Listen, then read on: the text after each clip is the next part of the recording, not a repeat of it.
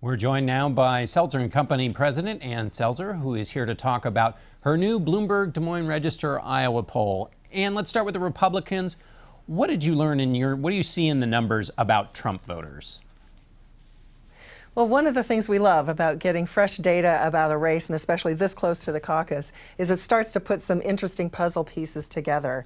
As you can see, Donald Trump is leading the race by 5 points, but the constituencies of that lead are very interesting. So he does especially well with moderates. He does especially well with people who consider themselves predominantly mainstream Republicans. But he also does very well. His strongest showing is with people who say the system is rigged in favor of the rich and powerful. So you kind of have an interesting group of people who have come together to support Donald Trump as our leader in our poll. And what about Ted Cruz? He's not too far behind Donald Trump. What do you find about his voters? He's not too far behind, but he has slipped out of first place. So we always kind of think about the momentum. On caucuses, it's always important to get hot at the end so you have that enthusiasm. Ted Cruz does very well with people who consider themselves very conservative. He also does and has done traditionally well with the evangelical community.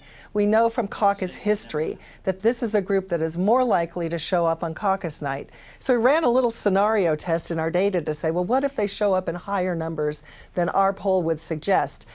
He can bring that number a lot closer on caucus night with a good turnout among that constituency. Speaking of turnout, one of the big questions is whether Donald Trump, who's doing it a very different way than normally is done in Iowa, whether his enthusiastic supporters who show up at the rallies are actually going to go to those gyms and churches to end caucus. What do you think about that?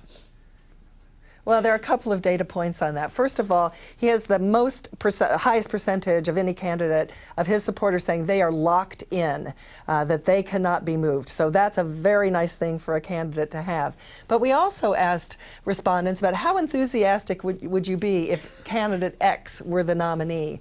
And Donald Trump's numbers are not that enthusiastic, much higher for Ted Cruz, much higher for Marco Rubio.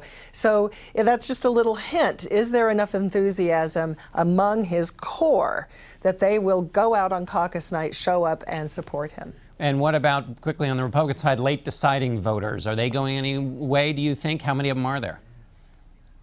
Well, the way that I look at late deciding, it's a relatively small group, but for Donald Trump and for Ted Cruz, but it's closer to half of the people supporting every other candidate who would say I could still change my mind.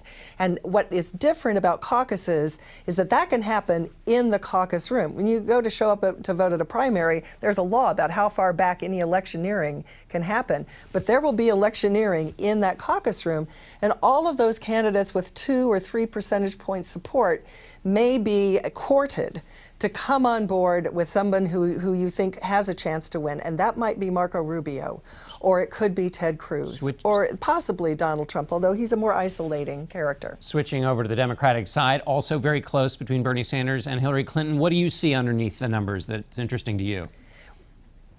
What's interesting to me is that's a 3-point race right now, but Hillary Clinton's numbers show kind of an undergirding of strength. That is, she's a very strong number, 83% of her supporters who say they are locked in.